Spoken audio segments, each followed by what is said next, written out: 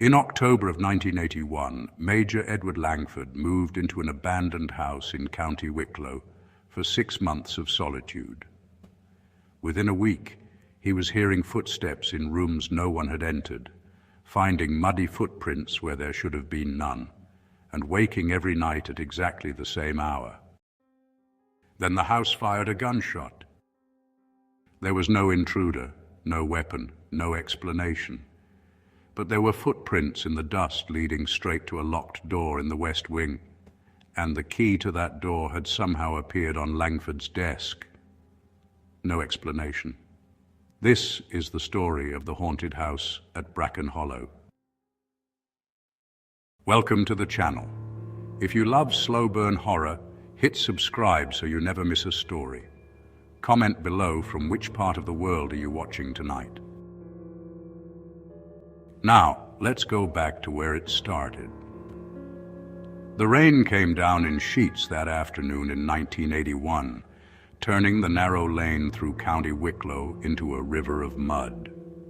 Langford had the windshield wipers on full speed, but they barely made a dent against the deluge. He was almost at the turnoff to Bracken Hollow when an old farmer in a torn barber jacket stepped into the road, one hand raised. Langford stopped, rolled down the window. The farmer leaned in, water streaming off the brim of his cap, and told him plain, "That house keeps its own company. Best turn back." But Langford was 65, recently widowed, and tired of advice from people who still believed in banshees and fairy rings. He thanked the man politely and drove on. Bracken Hollow sat at the end of a gravel drive lined with overgrown rhododendrons, their leaves black with rain. The house itself was Georgian in style, built sometime in the 1880s as a hunting lodge for Anglo-Irish gentry. 3 stories of grey stone, narrow windows shuttered against the weather, ivy climbing the east wall like veins. The place looked cold even from a distance. Mrs. Deirdre Mallory was waiting under the portico when he pulled up. She was late 50s, solid build, with the kind of face that had seen plenty and said little. She introduced herself as the caretaker, hired by the landlord who lived somewhere in London and hadn't visited in over a decade. She led Langford inside, carrying his suitcase while he took in the entrance hall. High ceilings, dark wood paneling, a grandfather clock that wasn't ticking, and underneath it all, a faint smell, smoke maybe, or damp, something old. Mrs. Mallory gave him the tour. The kitchen was functional, the sitting room drafty, the library still half-stocked with mouldering books. When they reached the stairs, she paused, told him the ground floor and first floor were his to use freely. The west wing on the second floor, though, she gestured vaguely upward, had been closed off for years. Structural issues, she said. Best leave it be. Langford nodded. He wasn't planning on exploring. He'd come here for one reason: solitude. 6 months to write his memoirs, process his retirement, maybe make peace with the things he'd done in Belfast. He signed the lease that afternoon at the kitchen table. Mrs. Mallory witnessed it, then left before dark, reminding him she came Mondays and Thursdays to clean and stock the larder. As her car disappeared down the drive, Langford poured himself a whiskey and sat by the window watching the rain blur the mountains in the distance. The first night was quiet. Too quiet. The kind of silence that presses against your eardrums. He went to bed around 11, climbed under the heavy quilts in the master bedroom, and, well, fell asleep quickly. But at some point, he wasn't sure when, he woke to the sound of creaking. Not the settling of an old house. Footsteps, slow, deliberate, crossing the floor above him. He lay there listening, every instinct from his army days telling him to investigate. But the rational part of his brain won out. Old houses creak. That's what they do. By morning, he'd convinced himself it was nothing. He went downstairs, made tea, and found the chair by the library window angled differently than he'd left it. He frowned, repositioned it, told himself he must have moved it without remembering. But that night, the clock in the hall, the one that hadn't worked, chimed once. He checked his watch. 2:13 a.m. When he went to look at the clock, the hands were frozen at that exact time. Over the next week, the disturbances multiplied. Doors he'd closed stood ajar. The smell of smoke drifted through rooms with no fireplaces. Twice, he found muddy footprints in the upstairs hallway, even though he'd taken his boots off at the door. And every night, like clockwork, the footsteps resumed above him, pacing, stopping, starting again. Langford began keeping a notebook, dates, times, observations. He was a military man. He documented things. October 14th. Footsteps, 1:47 a.m. to 2:30 a.m. October 15th. Cold draft in library, despite sealed windows. Temperature drop of approximately 10 degrees. October 16th. Wireless radio turned on by itself, playing static. He told himself there were explanations, drafts, faulty wiring, rodents in the walls. Then he found the hairbrush. It was in the top drawer of the dresser in his bedroom, tucked beneath some old linens. Silver-backed, ornate, with a few strands of dark hair still caught in the bristles. The moment his fingers closed around it, the temperature in the room plummeted. His breath came out in visible clouds. And then, a sensation so vivid it made him drop the brush. Ice-cold fingers brushed the back of his neck. Not wind, fingers. He spun around. Nothing there, but the cold lingered on his skin like a brand. He held the hairbrush up to the lamplight, hands shaking now, turning it over. Engraved on the back, L.B. He asked Mrs. Mallory about it the next morning. Her face went pale. She took the brush, wrapped it in a tea towel, and told him she'd dispose of it. When he pressed her, she said only that it had belonged to the previous owner's wife, and that she'd died in this house, in this room. Langford felt a chill that had nothing to do with the temperature. Mrs. Mallory left early that day. As she was going, she paused at the door and told him, quiet but firm, that if he heard anything unusual, he shouldn't go looking. Some rooms don't want opening, she said. He asked which rooms. She glanced up the stairs toward the west wing and didn't answer. That night, the haunting escalated. The next morning, he drove into the village and found Father Declan O'Shea at the parish church. The priest was a practical man, mid-40s, with graying hair and a calm demeanor. Langford explained the situation carefully, downplaying the supernatural elements, framing it as historical curiosity. He asked about the house's previous owners. Father O'Shea sighed and told him to sit down. The house had been built in 1887 by Colonel Henry Barrett, a veteran of various colonial campaigns. After the Great War, Barrett returned to Bracken Hollow with his young wife, Lillian. But he came back changed, paranoid, violent. He became convinced, without evidence, that Lillian had been unfaithful while he was away. The arguments grew worse. Then, one night in December 1919, the neighbors heard 2 gunshots. When the police arrived, they found Lillian dead in the master bedroom, shot through the heart. Barrett was slumped beside her, a revolver in his hand, a bullet through his own skull. The house had been mostly empty since. A few tenants over the years, but none stayed long. The bloodstains, Father O'Shea said quietly, never fully came out, no matter how many times they scrubbed the floor. Langford left the church feeling unsteady. He told himself it was just a tragic story, nothing more. But when he returned to Bracken Hollow and went up to his bedroom, he noticed something. The wallpaper near the headboard was peeling. He pulled it back. Underneath, hidden for decades, were two small holes in the plaster. Bullet holes. That night, he didn't bother going to bed. He sat in the library with a bottle of whiskey, though the taste was still wrong, still metallic, and his notebook listening. The footsteps came right on schedule. Then the drawers in the kitchen began slamming, one after another, like someone searching for something. The piano in the sitting room, untouched for years, played a single low note, then another, then a discordant chord that made his teeth ache. He stood up, walked into the hall, and stared at the door to the west wing. It was rattling in its frame, not from wind, from something on the other side. He picked up the key from his desk and unlocked the door. The air inside was different, colder, stiller.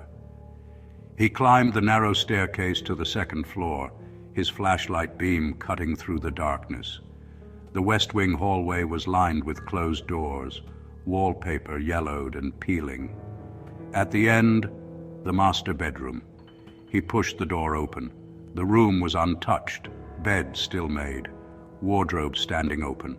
A faint scent of lavender hung in the air, mixed with something sharper, gunpowder. On the floor near the foot of the bed, the floorboards were stained dark, decades old, but unmistakable. Langford felt his heart hammering. He turned to leave, and that's when he saw her.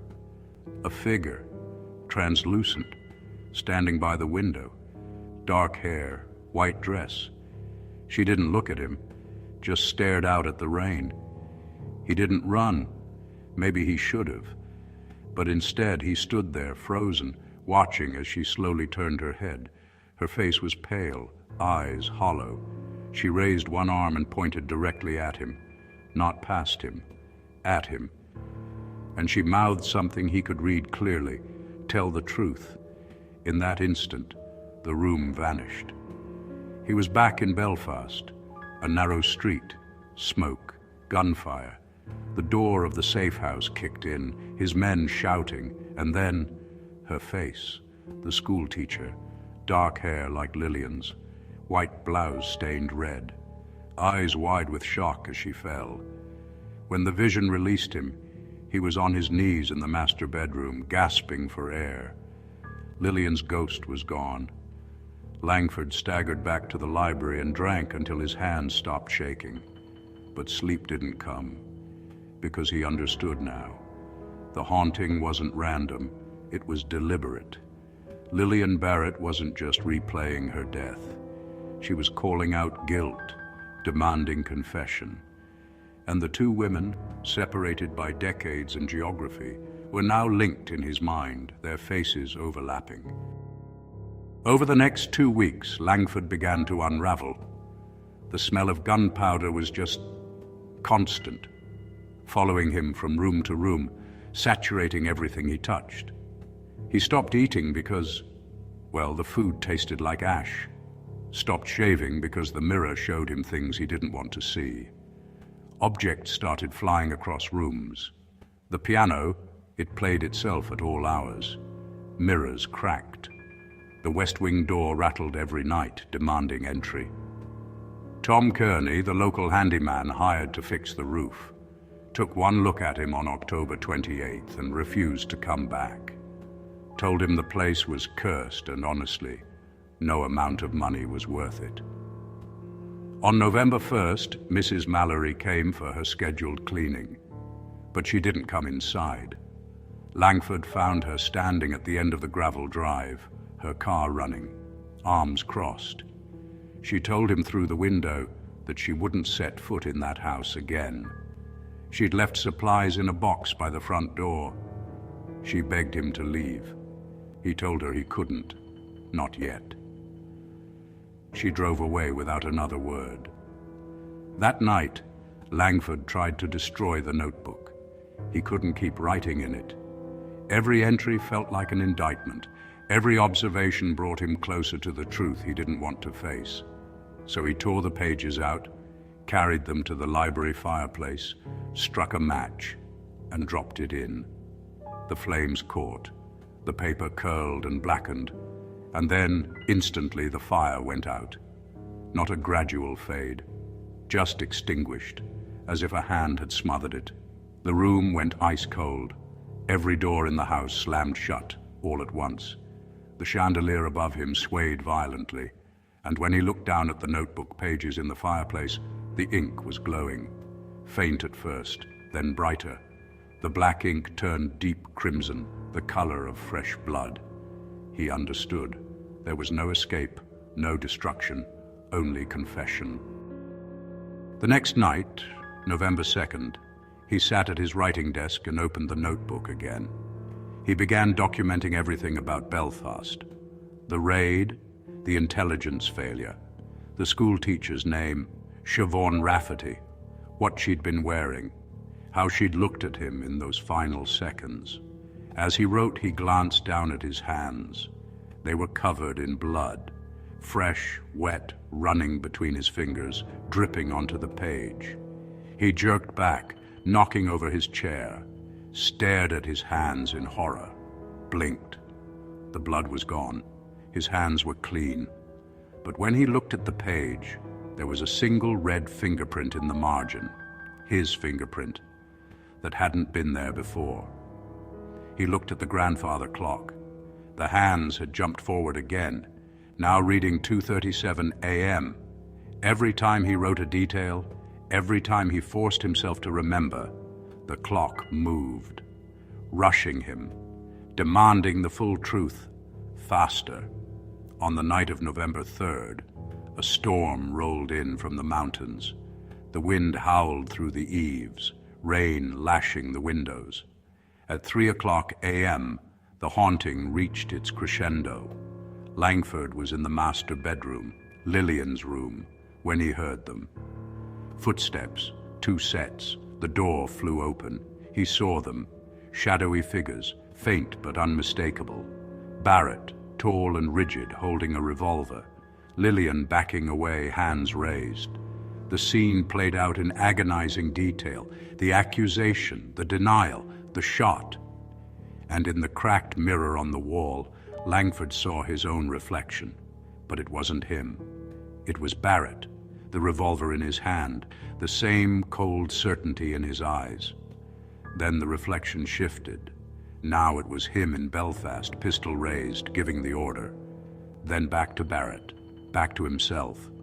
The two men, separated by 60 years, became one. He understood. The house wasn't just haunted by the Barretts. It was a mirror, a trap for men like him, men who'd taken lives and buried the truth. Langford sat down at the writing desk and began to write. A full confession. Every detail of the Belfast raid, Siobhan Rafferty's name, her age, 26, what he'd done, what he'd covered up, how he'd filed the paperwork, classified it, ensured no one would investigate. He wrote until his hand cramped, until the first light of dawn crept through the window. When he finished, he set the pen down. The air shifted immediately. The smell of gunpowder faded. The temperature rose. The oppressive weight that had pressed on his chest for weeks lifted. The door to the west wing swung shut on its own, softly, like someone closing it from the other side with gratitude. Langford stood, pulled on his coat, and walked out into the gray morning. His face, for the first time in years, looked peaceful. Mrs. Mallory found the house empty the next day. The confession letter was still on the desk, neatly folded. Next to it, though she'd sworn she'd thrown it away weeks ago, was the silver hairbrush engraved with LB, positioned as carefully as a signature. She called the police. They searched the grounds and found Major Edward Langford near the stone bridge that crossed the river, lying peacefully on the bank. No signs of violence, no cause of death, just a man who looked for the first time in years at rest.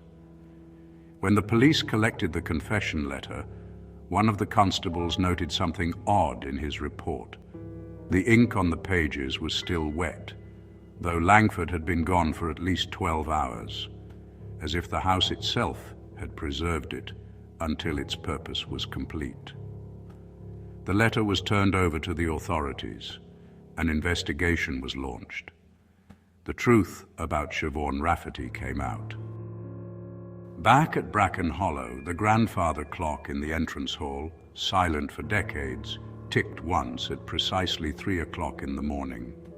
Mrs. Mallory locked the house and told the landlord she wouldn't be returning.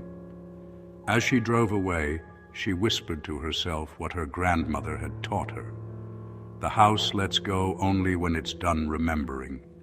And sometimes, on quiet nights when the mist rolls down from the mountains, locals say you can still hear it.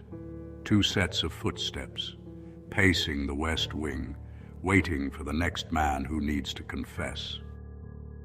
We have reached the end of today's story. Until next time, keep your doors closed and your ears open. The house has many secrets left to tell. We'll see you next week in a new episode at 3 a.m.